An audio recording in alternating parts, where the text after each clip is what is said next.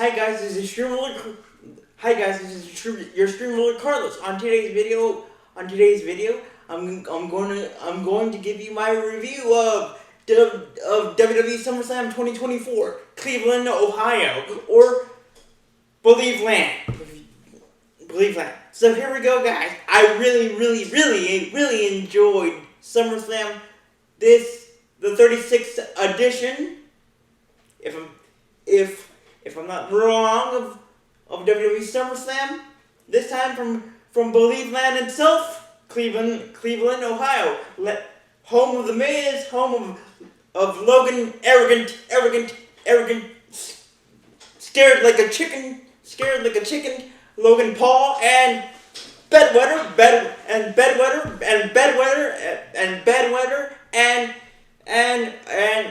and Machine Gun Kelly's Kelly's secret boyfriend, Machine Gun Kelly's other main squeeze besides Megan Fox. So here we go, guys. So let me start with the first match that we saw in SummerSlam. Of course, it was Rhea Ripley,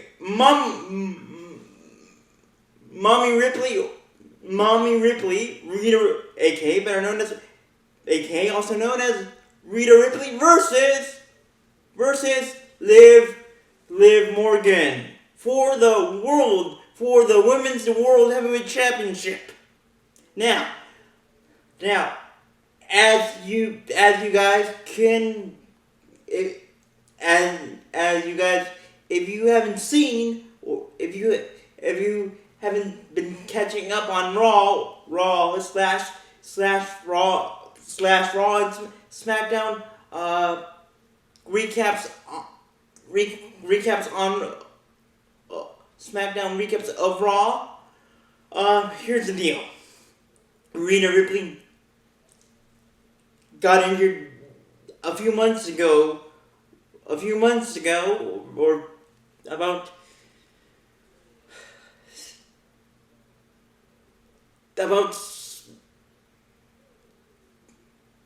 right after WrestleMania, the Raw after WrestleMania. Liv Morgan put Rhea Ripley on the shelf. She injured Liv Morgan injured Mommy Ripley's arm, and therefore Rhea Ripley was out of she was on a hiatus, aka also known as she was out with an injury. During this time that Rhea Ripley was out with a broken arm, the WWE decided to make an awesome twist, a soap opera / novella twist that would basically make us fans of the WWE wonder what we would see next for the next few weeks on Raw in the coming months, because after winning the Women's World Heavyweight Championship, Liv Morgan decided to not only take the World Heavyweight Championship, the Women's World Heavyweight Championship from Rhea Ripley, but also take her man, take her dude, and of course that dude is the mustache hobo. Yes, the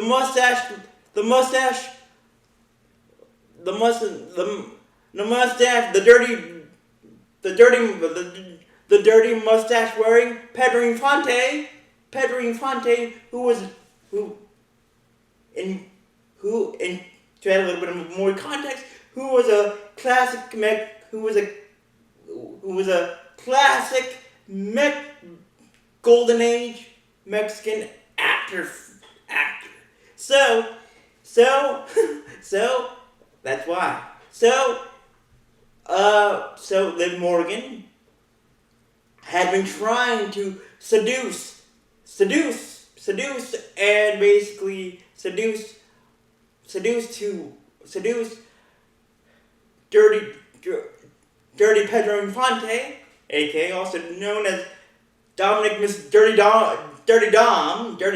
Dominic Mysterio, and of course she had been trying, Liv Morgan had been trying, but to no avail, to seduce dirty Pedro Infante. What I mean by dirty Pedro Infante is by the way that Dominic looks, because he has a dirty and just unflattering mustache on his face hole, on his face. So that's why dirty Pedro Infante. So anyway, so Liv Morgan had been trying for months and months to seduce Dirty Dominic, Dirty Pedro Infante, but to no avail. She even tried to help her Dirty Pedro Infante's family members of the Judgment Day, Finn Balor and JD McDonough, to win the Raw Tag Team Championships, which are the World Tag Team Champions, and she succeeded in helping JD McDonough and of course Finn Balor win the World Tag Team Champions from the Awesome Truth, R-Truth and The Miz. But Liv Morgan did that, and she thought that was going to help her get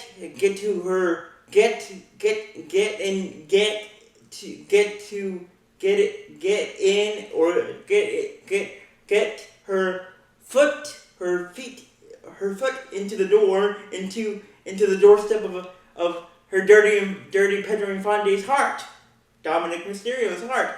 But to no avail. Then in July, on the Raw after, then a couple weeks after Money in the Bank 2024, Liv Morgan got herself and her dirty Pedro Infante, Dominic Mysterio, into a mixed tag team match, which is a regular tag team match, but the catch is that the dudes only fight the dudes, and the girls fight only the girls. So there's no cross punching or cross contact, meaning that Liv Morgan can't punch the dude on the other side, or vice versa.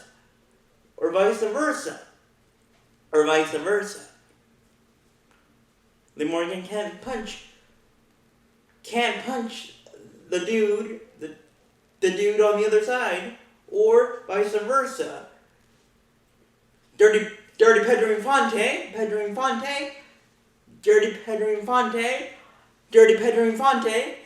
can't punch the other girl on the other side, on the opposite team side, which coincidentally were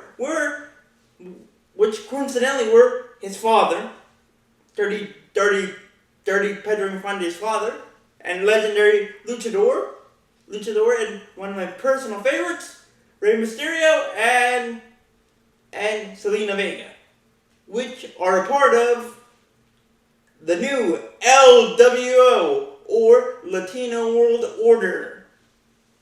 So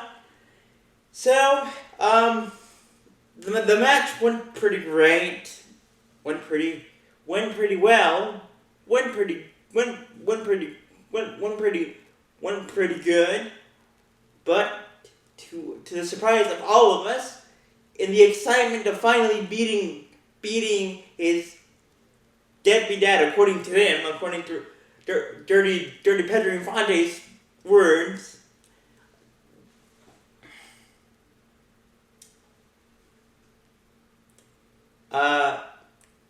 he was so happy that he finally got the 1-2-3 win on his father, Rey Mysterio, that he hugged out of the excitement that he was feeling.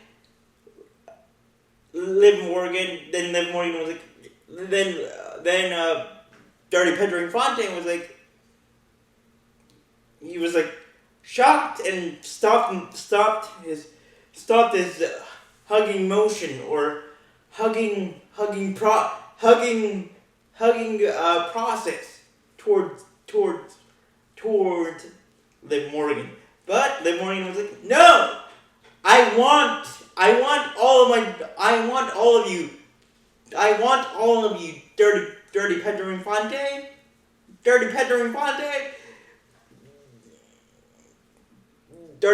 Infante, and basically, eventually, Liv Morgan wrapped her legs around Dirty Pedro Infante's waist, and they both fell onto the mat, and they were about to kiss. This about 1 centimeter from touching lips until Mommy Ripley's music hit, and then we all went bananas, and we were like, oh my god, Mommy Ripley is back, and it was awesome. Of course, Liv Morgan ran away like a girl being dumped on prom night, out of fear, and then Mommy Ripley, Rita Ripley, was like to her dirty dom, that, what are you doing? You're cheating on me. And of course, Dirty Pedro Infante was like, Mommy, please, no, you have the wrong idea. You have the wrong picture in your head. You have the wrong picture in your little pretty Aussie hair. Aussie head, because Ripley's from Australia. So anyway, Mommy Ripley was not having it, not having the explanation of Dirty Dom.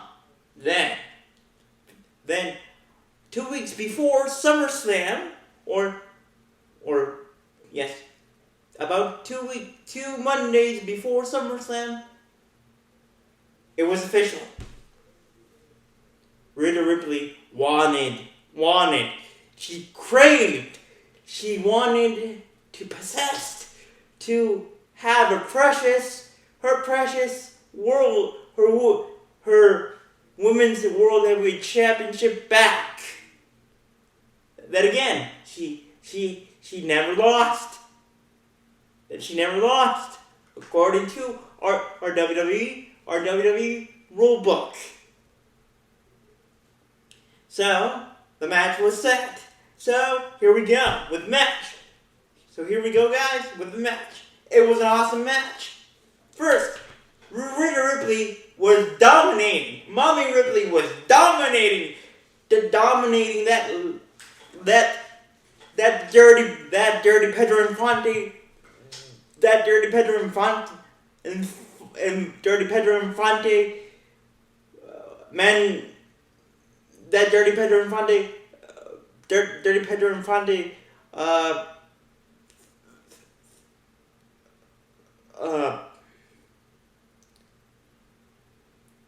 man stealer, until Liv Morgan got out of the way from receiving a shoulder block from Mommy Ripley, and of course Mommy Ripley injured, or she hit the steel post with her injured arm, and therefore Mommy Ripley was fighting with one good arm. But during the match, Rhea Ripley was getting frustrated with her injured shoulder, with her injured shoulder / dislocated shoulder, that she went outside at ringside, that she popped her shoulder back into place by using the English commentary table. That of course had Pat McAfee, Corey Graves, and of course the main coal miner, Michael Cole. So after that was done, after Rhea Ripley put back into play, after she re-popped her shoulder with the English commentary team, she was back in action. But again, Liv Morgan delivered. Then Liv Morgan delivered a head drilling and spiking DDT counter. That again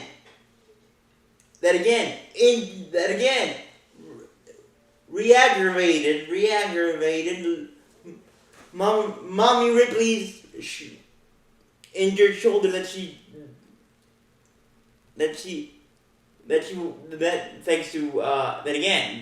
thanks to Liv Morgan, she was out because of Liv Morgan. But then after re-popping it into place again for the second time in the same match, Rhea Ripley was dominating until she had enough. She wanted to make Liv Morgan pie out of Liv Morgan.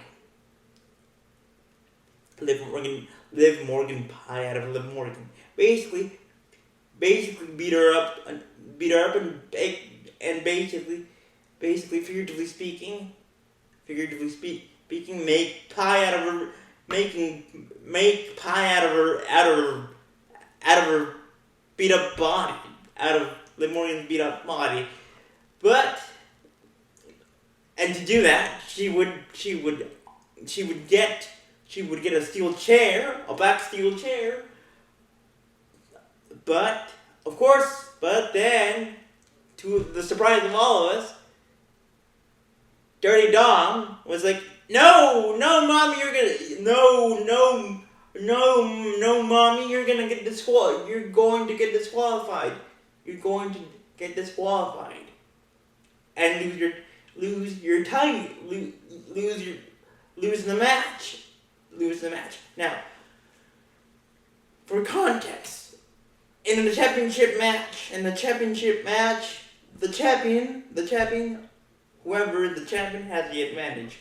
They could win win actually by by 3 wins, pinning their opponent, their challenger, submitting, basically making them tap out, or by a count of 10, or disqualification, which Mommy Ripley was trying to do. But again, Dirty Dom was like, no, Mommy, don't use the chair. But then we would see a novella type plot twist. Dirty Dom distract the referee for Liv Morgan to use her finishing maneuver, Oblivion on Rhea Ripley with that same steel chair that was still in the ring.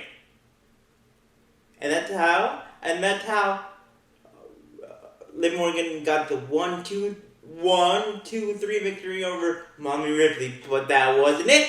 That wasn't the end of it.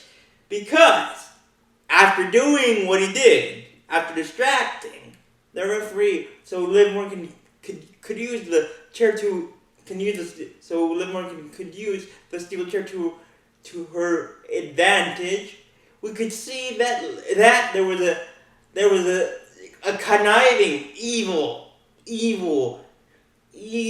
smile on Dirty Pedro Infante's face. On Dirty Pedro Infante's face, aka Dirty Dom. Then after the match, Liv Morgan was exhausted, and she basically fell to the ground, and she got helped up by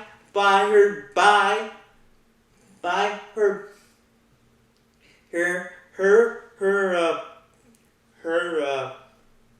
Dirty Pedro Infante, Dirty Dom, or as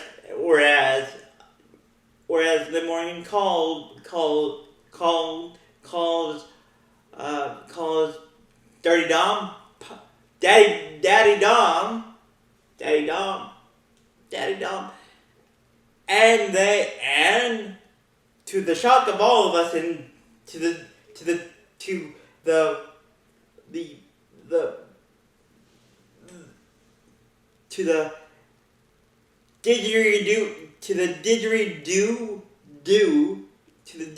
didgeridoo dismay of Mommy Ripley,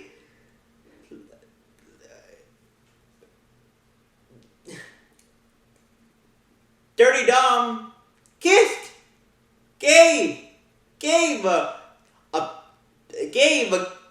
basically kissed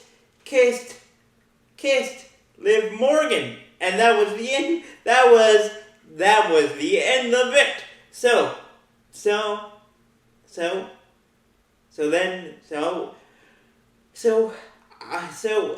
yeah. So in my opinion, Dirty Pedro Infante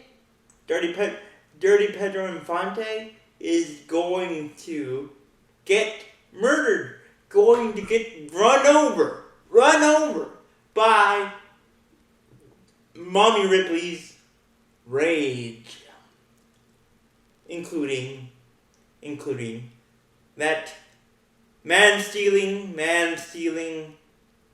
Harley, that man-stealing cosplaying Harley Quinn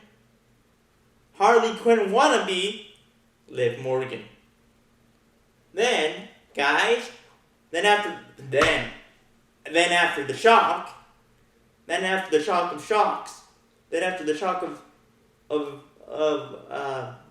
Dirty Dom betraying his mommy Ripley, we would have the Intercontinental Championship title match between the genetic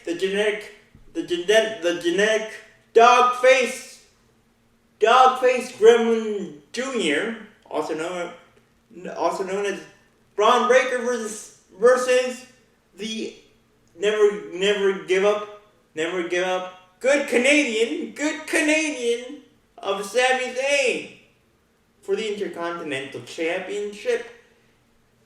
The match between Sami Zayn and Braun Breaker was pretty good. When the bell rang, Braun Breaker came running, came shot off out of a cannon with a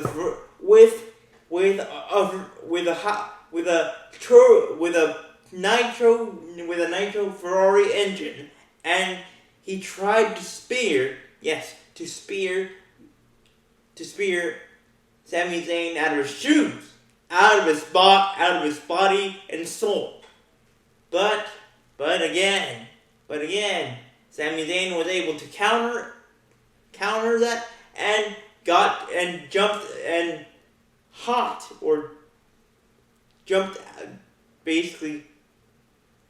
and avoid the spear. But then Braun Breaker would get into his rushing train mode, or runaway train mode, and he would hit Sami Zayn with not one spear, but two spears that again would take Sami Zayn's soul out of his body, and then Braun Breaker would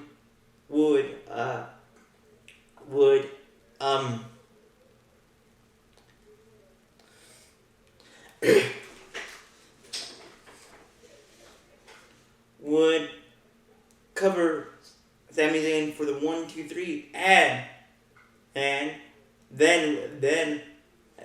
now we have a new Intercontinental champion in Braun Breaker. Then we would have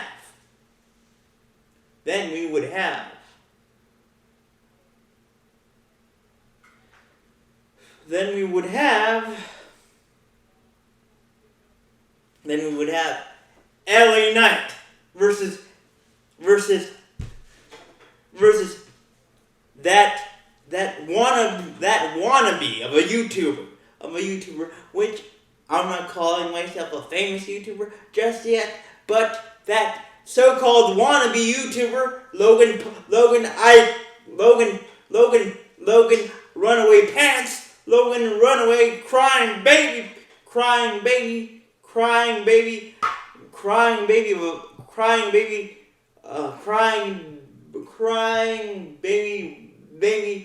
wanna look like Ralph Macchio because of his ring attire. I mean, who wears a Karate Kid type ninja headband? I mean,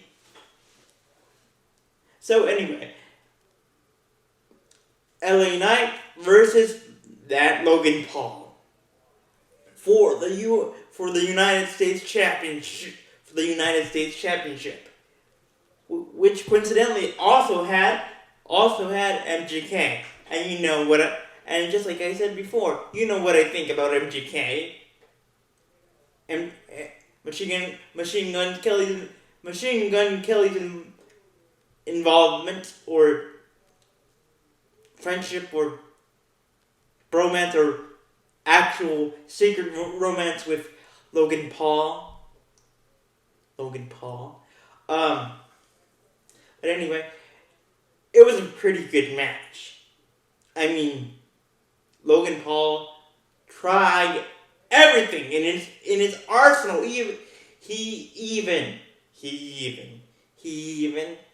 tried, or since he didn't have his brass knuckles to help him cheat, he asked his secret boyfriend, aka Mr. Megan Fox, MGK's to give him MGK for his steel chain to punch to knock out LA Knight, but LA Knight was able to counter to counter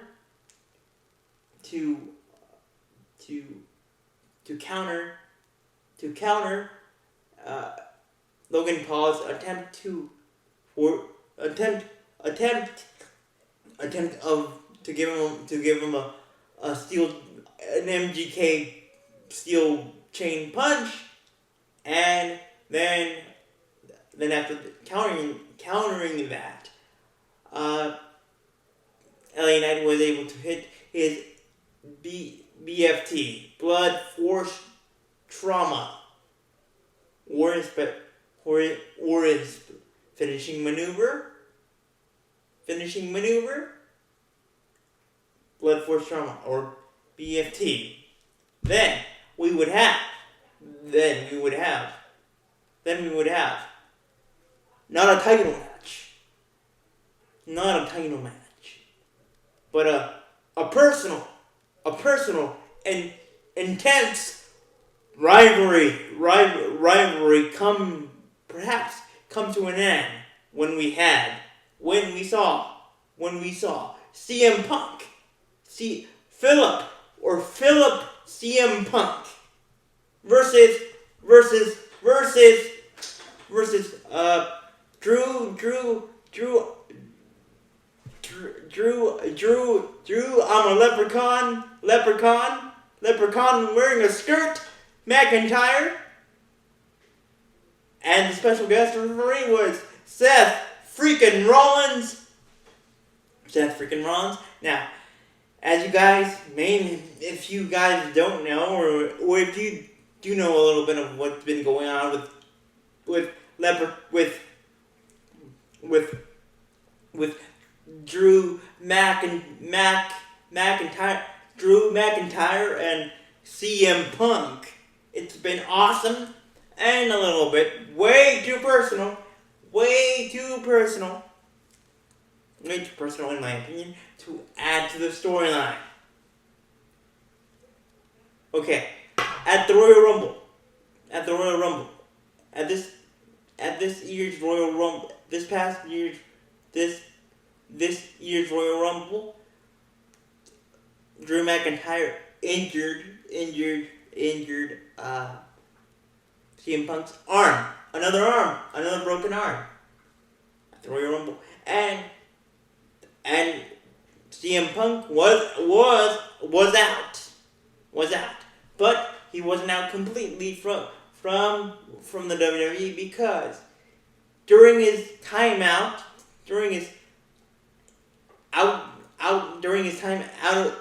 of the ring, he had been messing or screwing. And just full disclosure, guys, in this video you might hear some profanity, like right now. For the past few months, including at WrestleMania 40, CM Punk was able and very happy to, and very delighted,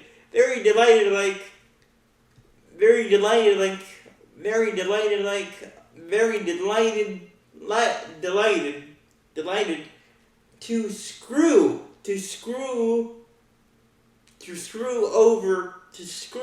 over Drew McIntyre's opportunity to win the world heavyweight championship, which which in turn, Damian Priest, who won last year's Money in the Bank ladder match. Money in the Bank ladder match. Last year's Money in the Bank ladder match. Thanks to CM Punk, he was able to cash in his title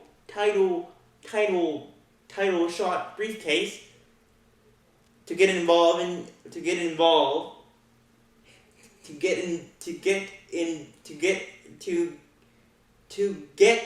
his title shot after Seth Rollins had won, or after Drew McIntyre had finally beaten Seth freaking Rollins. So then, of course, according to our calculations, and according to the WWE's calculations, and according to my own calculations, and to my other WWE fans, WWE fan friends that I don't know, Drew McIntyre's short title reign lasted about 6 minutes. So after cashing in his Money in the Bank briefcase,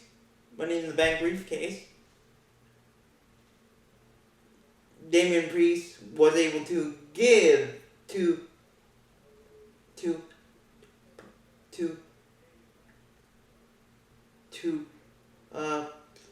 implant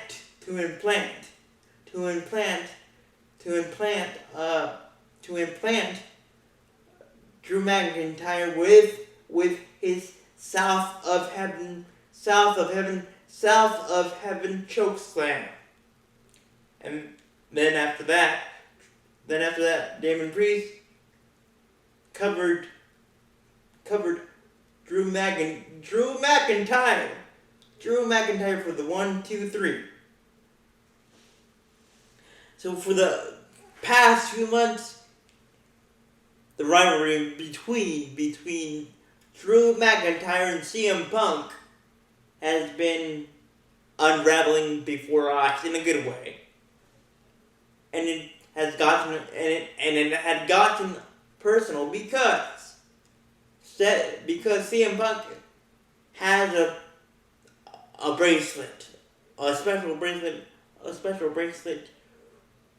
special bracelet for him that has the colors of the Chicago State flag. That reads I'm doing this not only for us, not only for the fans, but I'm doing this for AJ and Larry. Now, to give you a little bit of a back in time context, AJ Lee was a former WWE women's and Divas champion, and she in reality, she is the real life wife of CM Punk, and Larry is CM Punk's and AJ's furry son, aka dog. So you may ask, what did Drew McIntyre do? Well, he basically, according to his promo, promo means what he talked about after injuring CM Punk's arm at the Royal Rumble. At the Royal Rumble was basically, Drew McIntyre basically said basically said to us that he prayed to God, yes, to the big G, that CM Punk would get injured after he delivered his future shock DDT, and that's exactly what happened. And that's when this rivalry went up to McLaren versus Ferrari levels in F1. Back in the day. Then again, after every time that Drew McIntyre was close to be the World Heavyweight Champion, CM Punk was appeared like Harry Houdini to basically become a distraction to Drew McIntyre. Now, you may ask, what about Seth freaking Rollins? How does he fit into this rivalry soup, into this bitter rivalry soup? Well, to give you a little bit of a back in time context of Seth Rollins' opinion, Seth Rollins' feelings about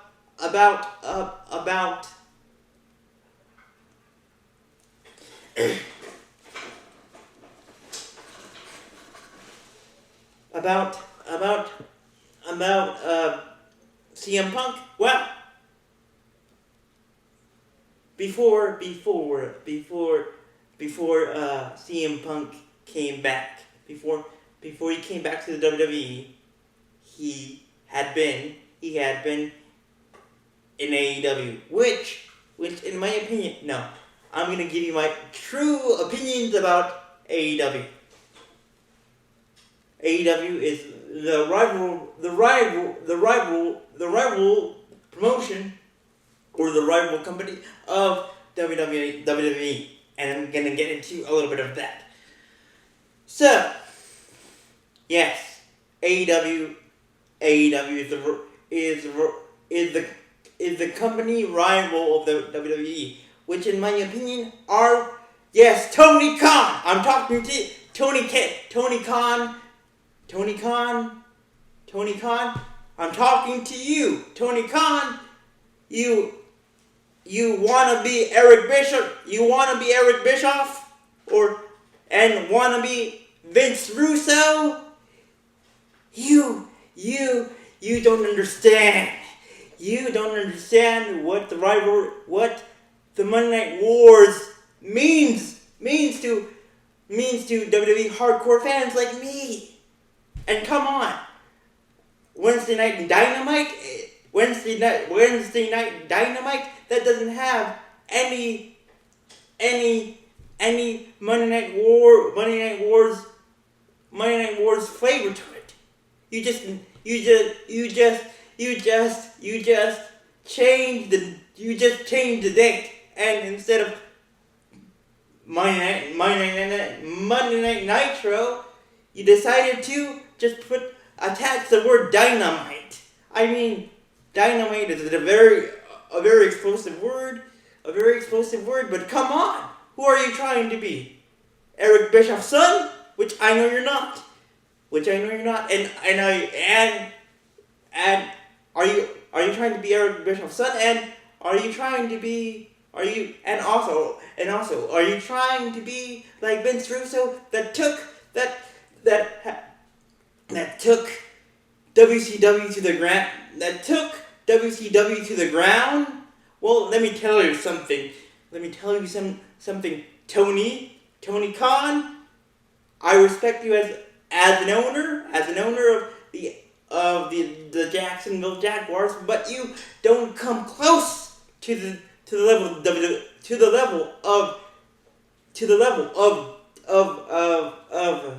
of in my opinion, of WWE. You had to resort to steal WWE talent. Yes, like Chris Jericho, Adam Copeland, or AKA Edge, and Cody Rhodes, which I'm glad that he came back to his true home, which his father made his home too. And I bet you that. And now you basically kicked Darby Allin out of your door. What is wrong with you, Tony Khan? What is wrong with you? We will gladly cover Darby Allin with his own personal WWE Jedi coat, or Jedi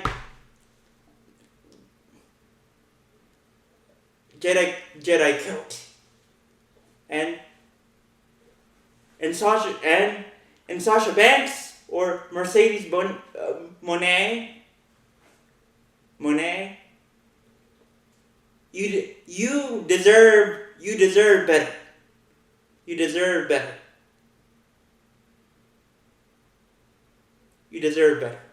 All of the people, all the great talent of AEW deserve better. All the fans of AEW deserve better. And again, Tony and Mr. Khan, we will gladly, the WWE community and the WWE universe of fans like me, like myself, and my other WWE family members, we will gladly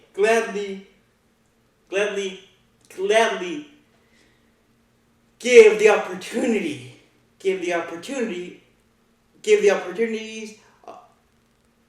to Darby Allin that you obviously don't appreciate. That you obviously don't appreciate his sacrifice that he has given to you for the past 4 years, I want to say. But anyway, so back to the match. So Seth Rollins basically hates CM Punk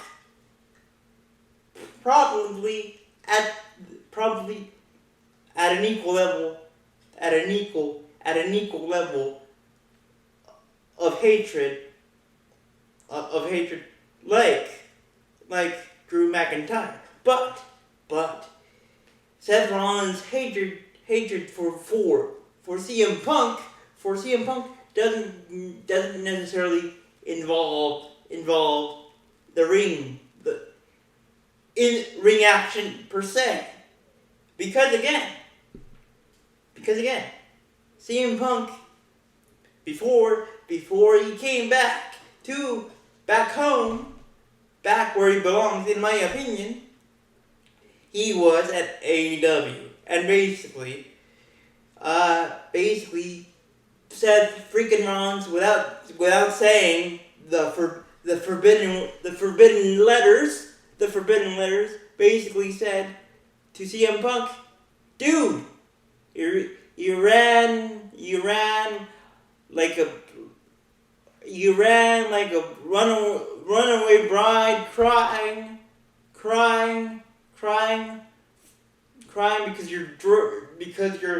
because your wedding dress got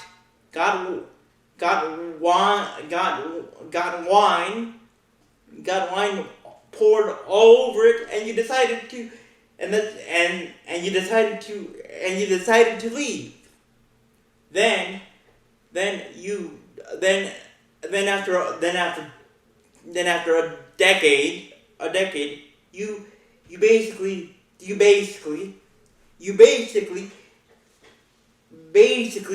had a bridezilla moment, with your ex-suitor at the time, and you decided to come back home. Again, guys, those are not my words, but Seth Rollins' words per se. Then CM Punk came with attacks, strike back with attacks, personal attacks towards Seth Rollins, basically saying that if it wasn't for Becky Lynch, Seth Rollins' real life wife, Seth Rollins wouldn't be at the level that he's at, and that's how this wonderful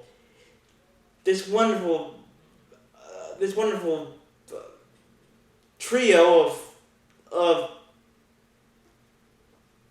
barbershop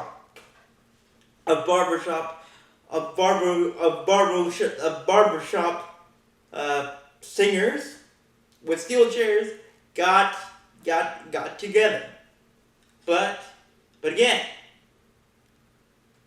Adam Pearce, who is the Raw general manager, was having trouble in finding a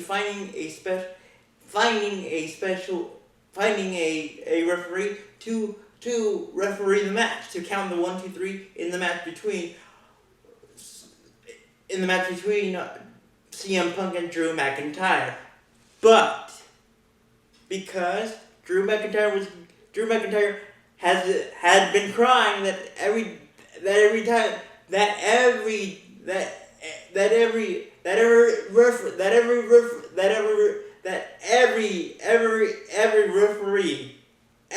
referee that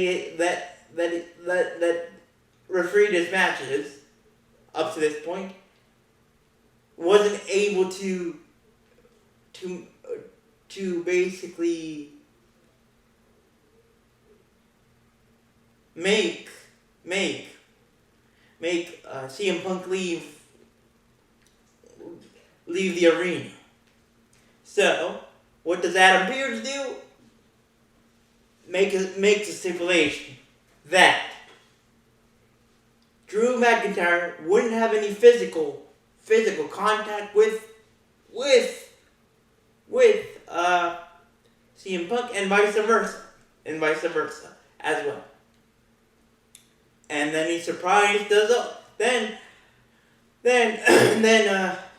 Adam Pearce surprised us all by naming the referee. We thought it was going to be a normal WWE referee from backstage, from backstage, but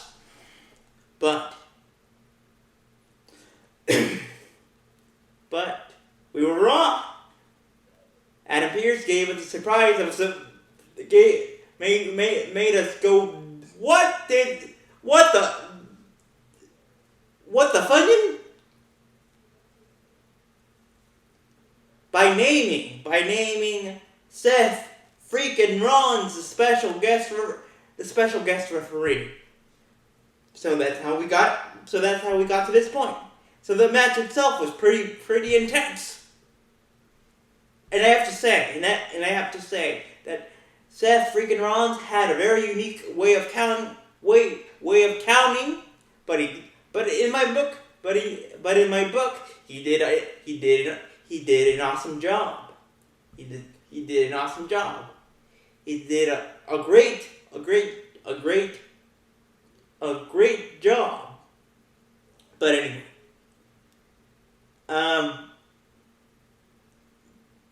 the match was great. But at nearing the climax of the match, Drew McIntyre tried to use a chair to hit CM Punk, but to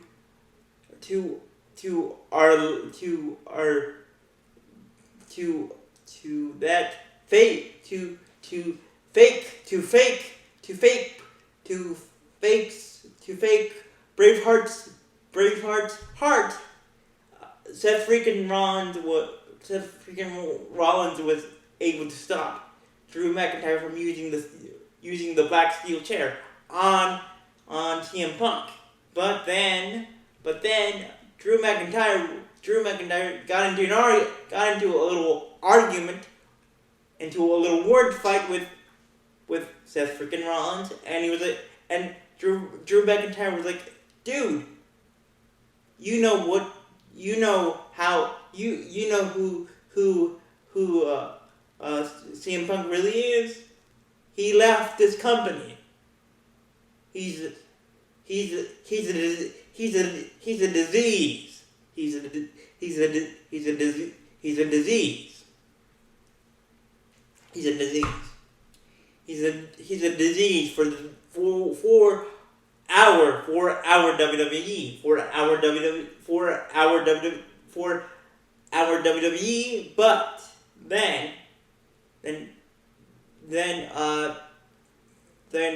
CM Punk basically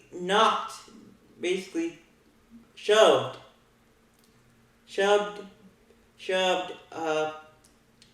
Drew McIntyre into Seth freaking Rollins. That led to Seth freaking Rollins basically fall out of the ring, and at this point, Drew McIntyre had AJ Lee's and Larry's bracelet on his wrist, and CM Punk was pretty intense and basically kicking his teeth down, basically kicking his teeth and his ribs down his throat, figuratively speaking. But then, after knocking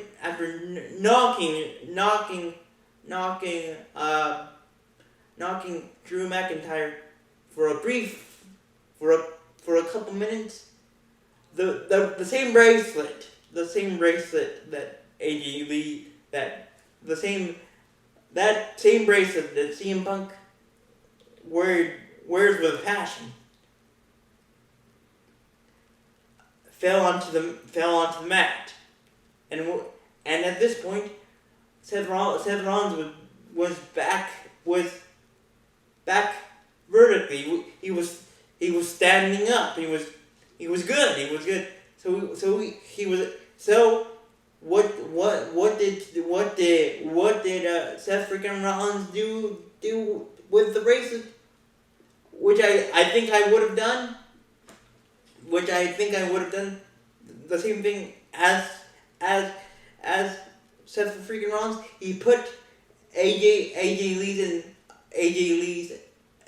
Lee's and Seth and Larry's bracelet on his wrist just to keep it safe.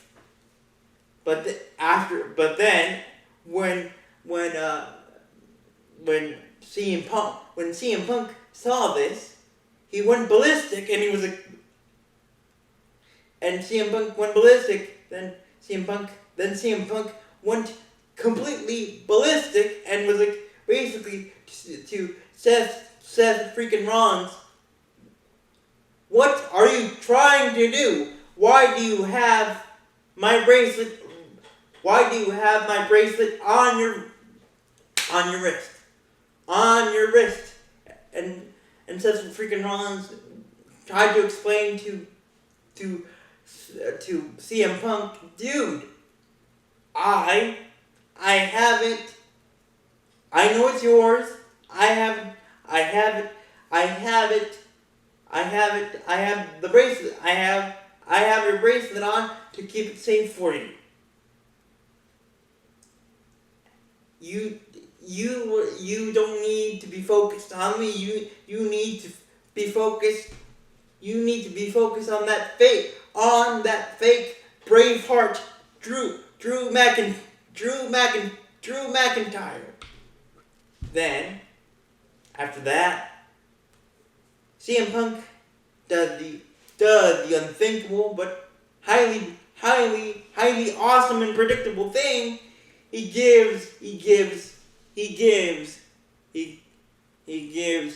Seth freaking Rollins his finishing maneuver, GTS, the go to sleep, which basically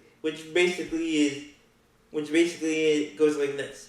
CM Punk puts him in a fireman's carriage onto his shoulders and basically drops his opponent, in this case, Seth freaking Rollins, which again is a special guest referee for this match, and he basically drops him onto his knee,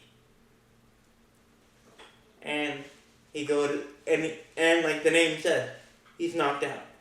He's knocked out, and he goes to sleep. But during that debacle, CM Punk had lost sight of his goal, of his opponent. That fake Braveheart of Drew McIntyre.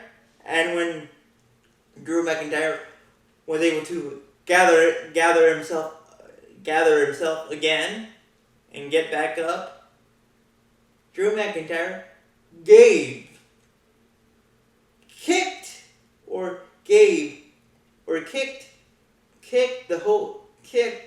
kicked like a soccer ball,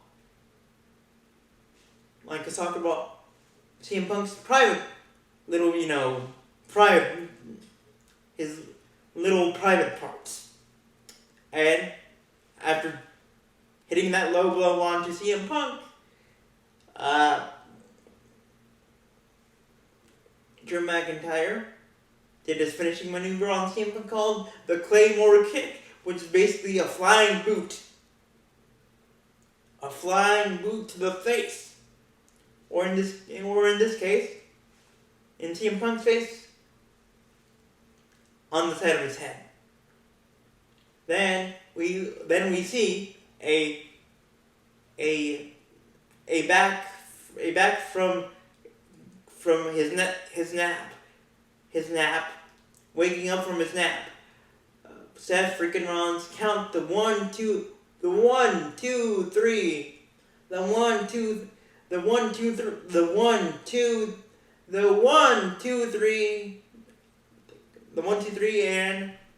and Drew McIntyre to our dismay and disgust. The 1, 2, 3 victory over CM Punk. Then after that match, we would have Bayley defending her WWE Women's Champion against Queen Nia Jax, who won the Queen of the Ring tournament, which gave Queen Nia, an opportunity, a title shot at SummerSlam. Therefore, that's why we had this match. But there was another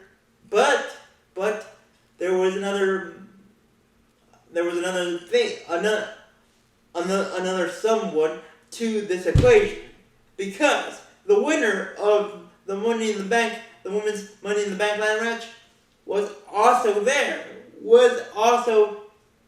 hiding in the wings, maybe, and waiting to cash in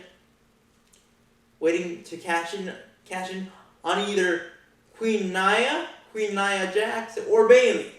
And that was, of course, Miss Tiffy Time herself, Tiffany Stratton. But tragically, to Tiffany Time's dismay and tears, she wasn't able to cash in. But the match itself was pretty good. Bayley tried her best, tried everything that she could, even with the distraction of Miss Tiffy Time or Miss Ludwig Kaiser. Yes, guys. Miss Tiffy Time herself, Tiffany Stratton, is actually in a relationship with Gunter's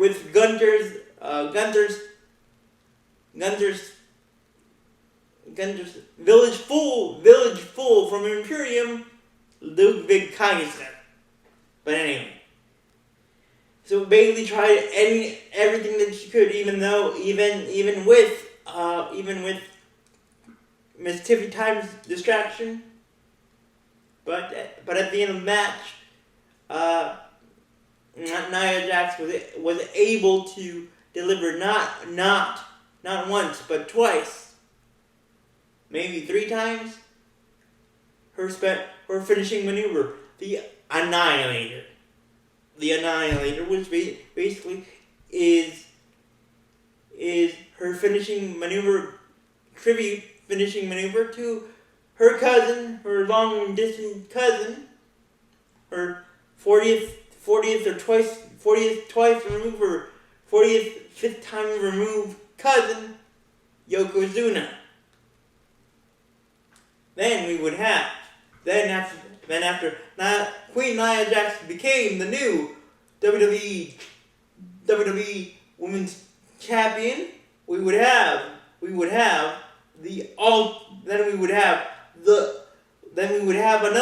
another title match, and another rivalry come to a critical stage in it. And of course I'm talking about Gunther slash Walter. Yes, I know what you did, WWE. I know what you did, WWE. His name is Walter. Yes, Gunther's real name, or Gunther's former name, is Walter. So, Gunther slash Walter versus Damian Priest, who again is the World Heavyweight Champion. Who again won the WWE World Heavyweight Champion at WrestleMania, thanks to CM Punk.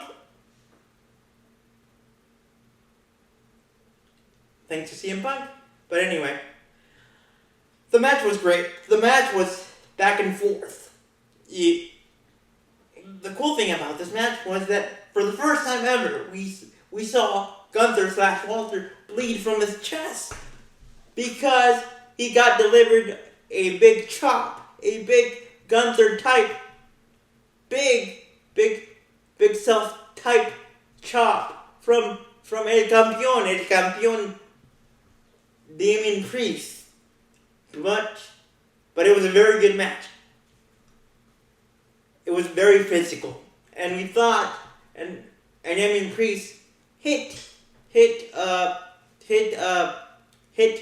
Gunther slash Walter with his finishing maneuver, South of Heaven, twice, 3 times I believe, but I'm gonna go with two times. You can check me on that. You guys can check me on that. You guys can check me on that, but to no avail. But the way that Gunther won the World Heavyweight Champion from Damian Priest was very controversial and very heartbreaking at the same time, because we would not only see Mommy get get heartbroken by Dirty Dom, who again was a member who again was a member of the Judgment Day. But this time, for all my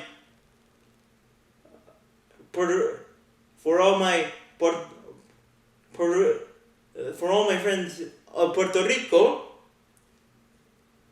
Damien Priest got betrayed by his Judgment Day brother, Finn Balor. Yes, Finn Balor caused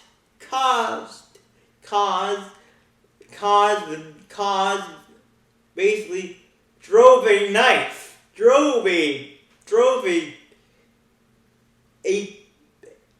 Puerto Rican machete through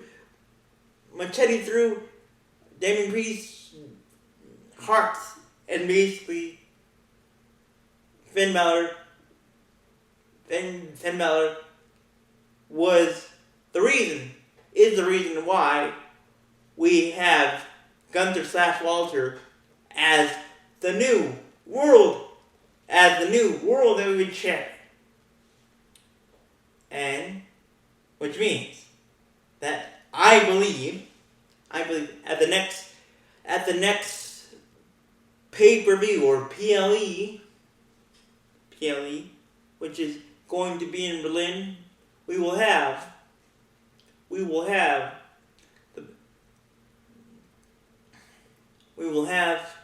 Damien Priest against his former brother of the Judgment Day, Finn Balor, in a one-on-one grudge match, or in this case, for Damien Priest, revenge match. Then after seeing El General or El Dufo, yes, El General or El General or El Dufo or El Sausage, yes, El German Sausage, El Austrian Sausage Head, win the World Heavyweight Champion, we would get to our main event. Solo Sikoa versus the American Nightmare, Cody Rhodes, in a tribal rules match, just like we had at WrestleMania 41, and when it was Cody Rhodes versus Roman Reigns for the WWE Undisputed Championship. Now, by this time, guys, as you can imagine, Roman Reigns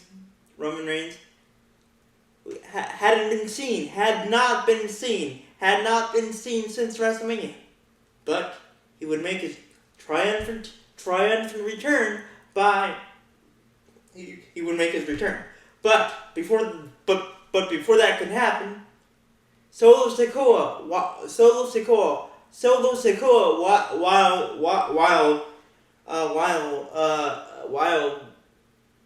while Roman Reigns was wiping his tears from losing to Cody Rhodes at WrestleMania 41, Solo Sikoa had become up to this point a Hawaiian Pillsbury Doughboy version of Pillsbury Doughboy version of Roman Reigns, aka also known as the Pillsbury Doughboy wannabe fake tribal chief. And he had made a few calls to his other family members, like Jacob Fatu, which is Umaga's son. Then he also had made calls to Haku's sons, Tongavalua, and the other dude that I can't pronounce his name.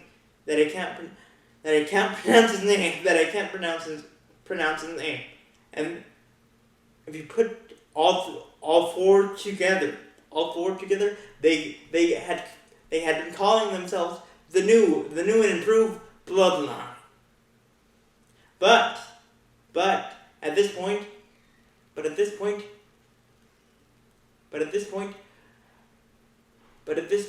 Solo Sikoa had been taunting, had been saying that he was better than Roman Reigns, that he was a better tribal chief, and that he would become a better challenger / better champion than Roman Reigns. So, and of course the new and improved bloodline, just like the original bloodline, wants the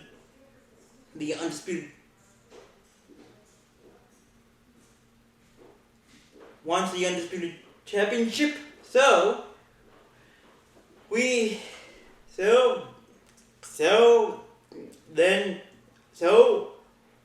what's the best way? What's the best match for Solo to get his hands and the WWE championship, the WWE undisputed championship title around his Pillsbury Doughboy Hawaiian Samoan waist. Well, a tribal rules match, and it was epic. Solo Sikoa had tried everything in his power, and of course, and all the members of the new bloodline had tried everything to put down the American Nightmare, but to no avail. Then, when all hope was lost for Cody, the original tribal chief and the real tribal chief, Roman Reigns, came back, and to our surprise, he attacked his Pillsbury Hawaiian doughboy of a cousin, Solo Sikoa, by giving him a spear, and of course Cody Rhodes was shocked by this, and Cody was able to hit his finishing maneuver, the Crossroads, on a basically knocked out unconscious body of Solo Sikoa, or the Pillsbury Hawaiian / Samoan Pillsbury Doughboy for the 1-2-3, and therefore still your WWE undisputed champion, Cody, the American Nightmare, Cody Rhodes. And with that guys, that's how this amazing and great WWE SummerSlam 2024 ends. And with that, guys, leave a like and let me know what matches, what did you think of WWE SummerSlam 2024, and what match was your favorite match of WWE SummerSlam? With that being said, guys, thank you, and remember to leave a like, and bye.